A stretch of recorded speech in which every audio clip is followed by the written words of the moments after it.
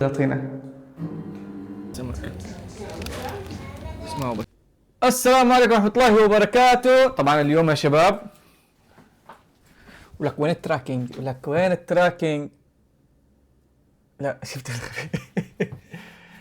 السلام عليكم. طبعا اليوم يا شباب عنوان الفيديو راح يكون هل السويد غالية ولا مو غالية؟ راح احط لكم الارقام، كم مصروفاتي الشهرية كطالب هنا في السويد، كم يكلفني.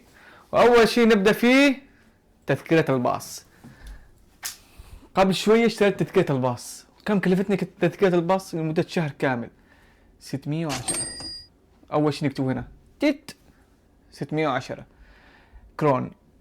فأنا بخرج الولز أجيب أغراض وأوريكم الأغراض هنا كم كلفتني هذه الأغراض والأساسيات، بس يعني أغراض أساسية أستخدمها أنا كطالب.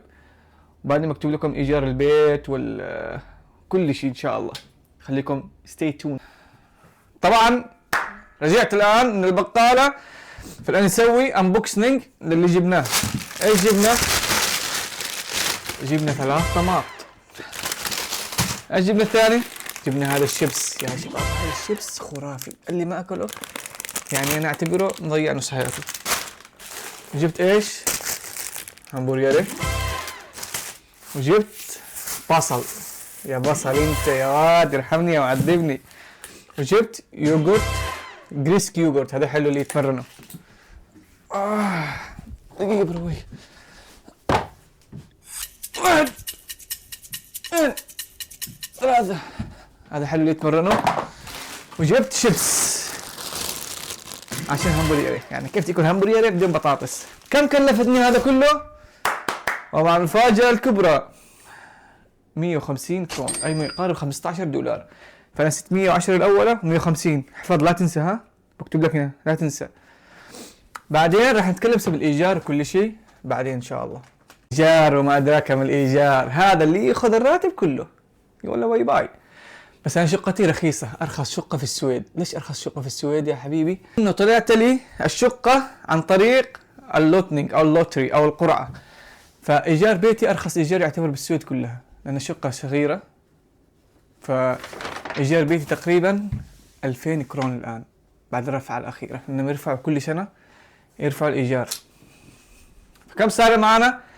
2000 مع الكهرباء والماء كلها 2200. يلا سجلوا 2200. اللي بعده الانترنت. يا حبيبي الانترنت انا هدفع تقريبا 400 كرون، ضيفها هنا تقريبا $40.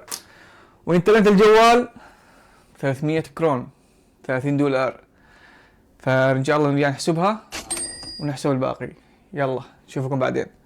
طبعا الحمد لله شلنا الغسيل، شلنا كل شيء، والان راح ناكل. ايش وجبتك اليوم؟ نفس كل مرة. طبعا هذه الفترة مسوي فيها أبخل مخلوق بوجه الأرض، لأن معي هدف إن شاء الله على شهر 8 راح أوثق لكم هو كله إن شاء الله. فالآن الشيبس، فإن شاء الله شهر 8 راح تعرفوا الهدف. لحد الآن ما حد كتب اسمه. يلا بدينا نكتب، بدينا نبلش نعبي الجدار. الفلوق الأول كلمتكم اللي يريد يكتب اسمه بالقناة عشان يكتب التعليقات، عشان يكتب اسمه هنا. راح نسوي إن شاء الله اسماء المشتركين عشان يكونوا معنا بالتاريخ القناة هذه ان شاء الله. فالامور طيبة الان. الاكل هنا، وهذا ان شاء الله هنا. وبعدين راح يكون معنا غسيل اليوم كله تنظيف البيت الحمد لله. شوفوا شنو الاغراض كامل من هنا، والامور طيبة. وانا راح نرتب هنا كامل كل شيء ان شاء الله ونوريكم نوثق لكم. بس اول حاجة ناكل، انا جيعان جيعان جيعان جيعان. طبعا هنا من غرفة الغسيل. كيف غرفة الغسيل هنا في السويد؟ طبعا راح اسوي لكم جولة على غرفة الغسيل، بس أول حاجة نشغلها. طبعا هذا غسالتين. طبعا أغلب البنايات هنا في السويد ولا أغلب المباني السكنية يجي تبع الغرفة أو تبع المبنى نفسه غسالة لكل الساكنين. فهذه عبارة عن غسالة. هذه غسالة ملابس. I forget to click start. وهذه هنا أماكن القمامة والتنظيف، يعني كل واحد ما يخلص يغسل ينظف وراه. أوكي، تغسل تنظف وراك يا حبيبي، مش ترمي كل شيء وراك. ف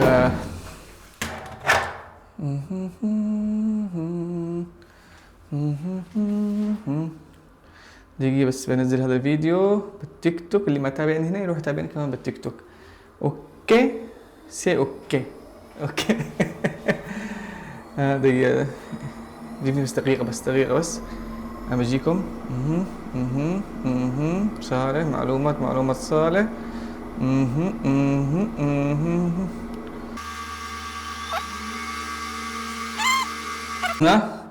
نزلنا الفيديو. والله عندي بالتيك توك مشاهدة للدنيا، مشاهدات للسماء.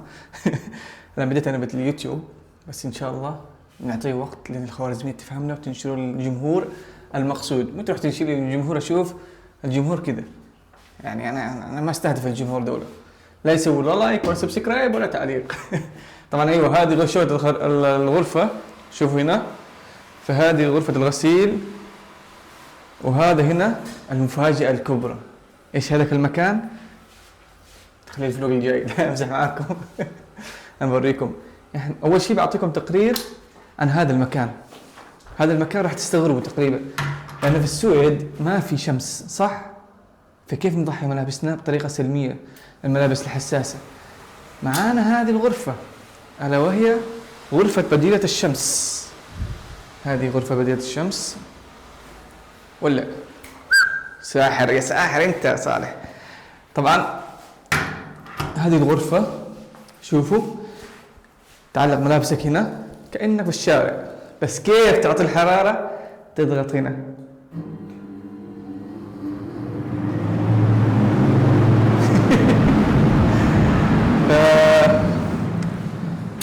فكذا نضحي ملابسنا عشان الملابس تنشف، والملابس الحساسة الحساس انت.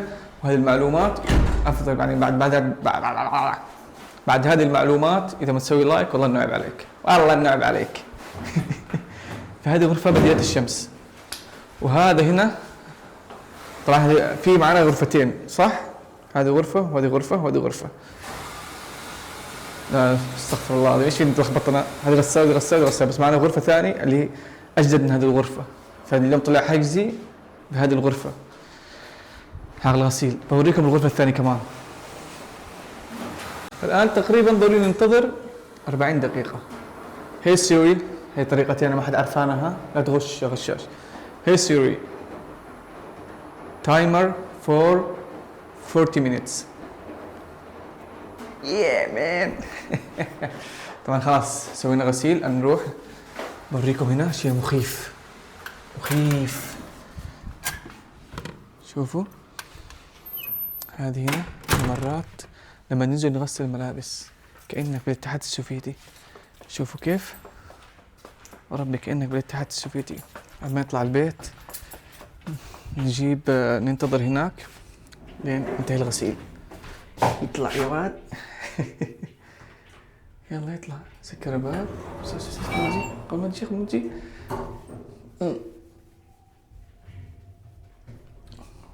شو هو؟ طبعا هذا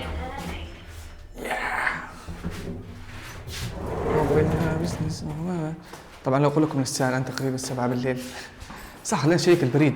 طبعا كل بيت هنا معه بريده الخاص فيه، فيجيك رسائل على أي شيء.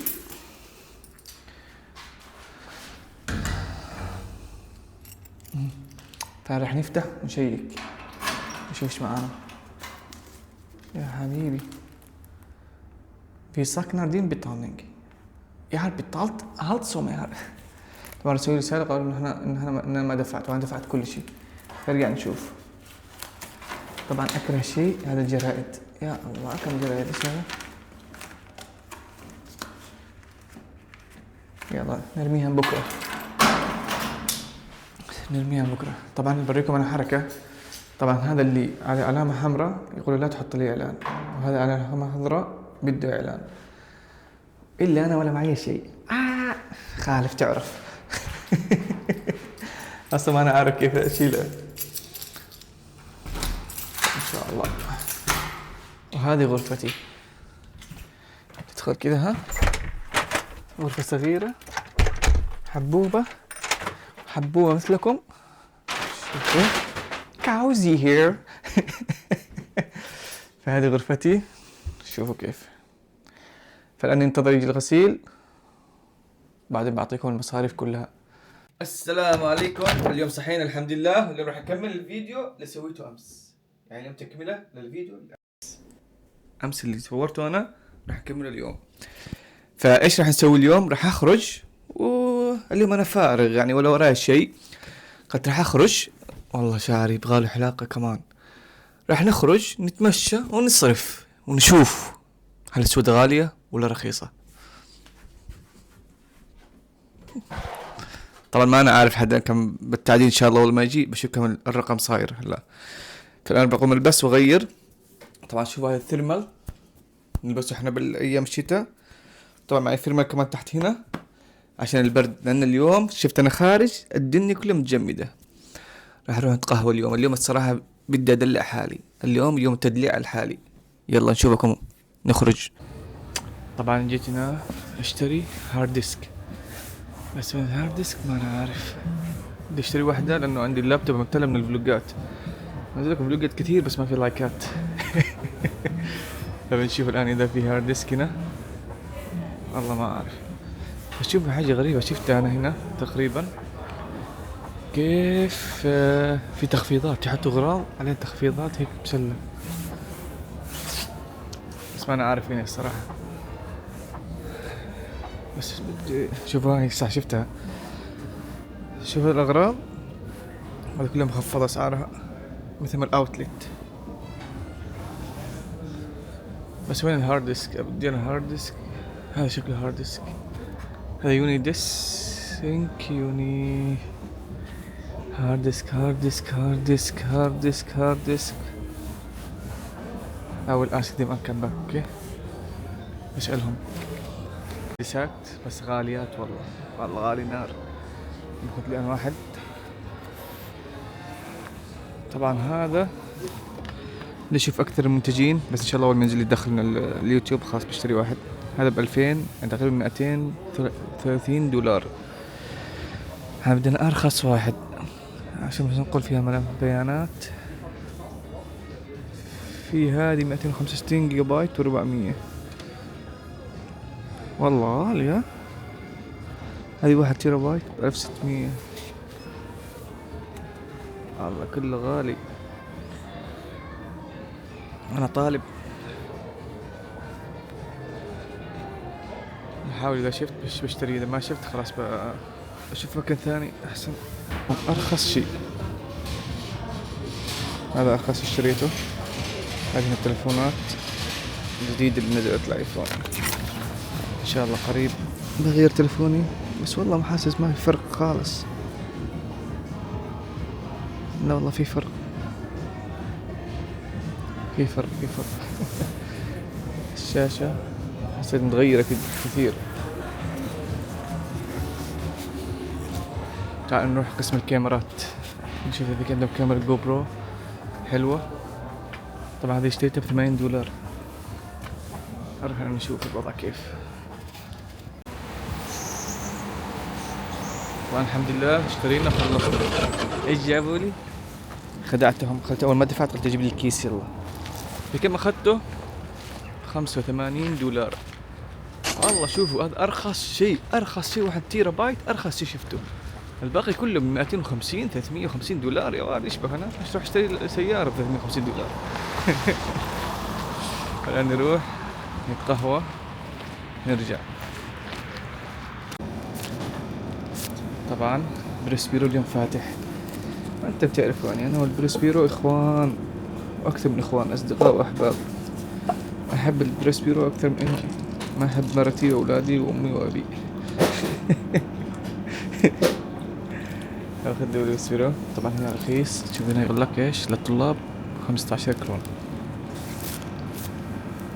هذا ارخص مكان تشتري فيه بريسبيرو، لسه مستحيل. طبعا شباب الحمد لله اشتريت قهوة. شكلي في زمن كذا الختاير اللي بيسووا فلوجات حق زمان. اهم شيء القهوة 15 كرون. وانا بنروح المدينة في معي شيء بالمدينة مسويه، وبعدين خلاص ما شاء الله صالح فلوجات صالح. طبعا شوفوا ايش المنظر ده قاعد اشوفه، لان ايش امس بالفلوج اللي امس كان البحيرة تقريبا دايبة، اليوم كله متجمدة. غريبة والله. بس تعال نتأكد نشوف اذا متجمد ولا لا. والله صراحة بدي البحيرة. شو ما شاء الله جليد، كيف شكله من تحت. هذا الناس قاعدين يرموا اشياء، شوف هناك.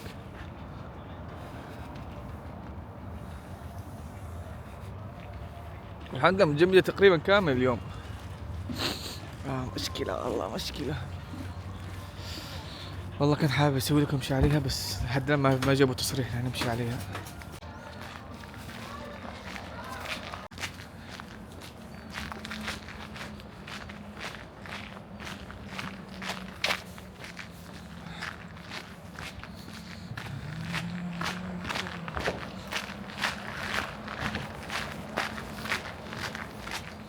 يوتيوب.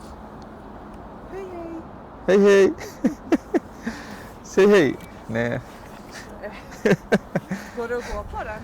Ska du säga hej då? Hej då.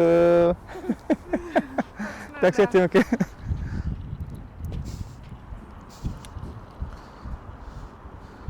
طبعا قابلنا عائلة والعائلة عجبهم الفيديو،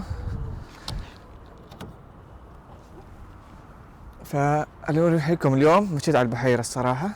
شوفوا نجربها بس. واخيرا سويتها قبل ما تخلص، قبل ما تذوب، لانه بيذوب قريبا بهذا الشهر تقريبا، راح يذوب الثلج كله.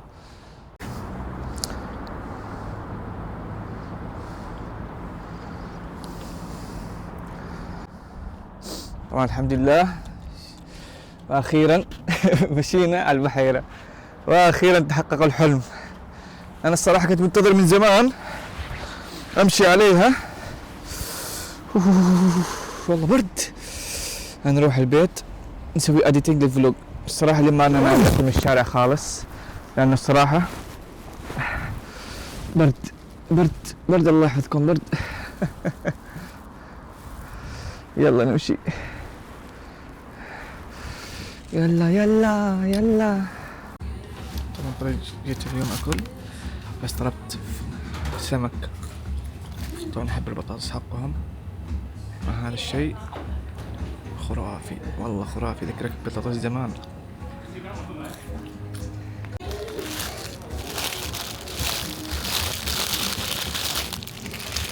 طبعا هذا سندويش السمك مميز في يد المطعم.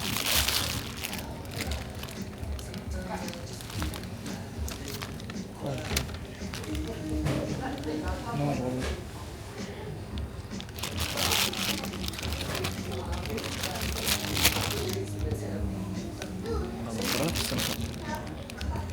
هذا سمك اسمعوا بس.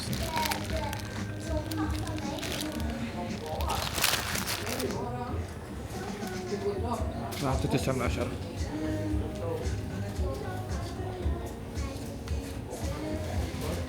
طبعا السعر الوجبة دي كله مع المشروب مع كل شيء تقريبا 12 دولار. طبعا الحمد لله خلصنا. طبعا والله شاري كنت بدي احلقه بس نسيت الصراحة. خلينا نتجمد بالبحيرة.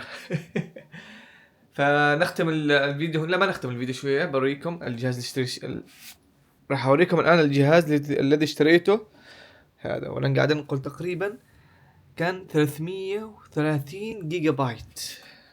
والله انا يعني أنا الكمبيوتر حقيقي كان تقريبا مليان. نختم الفيديو هنا ان شاء الله، واشوفكم فيديو جديد. مع السلامة. لا تنسوا اللايك وسبسكرايب.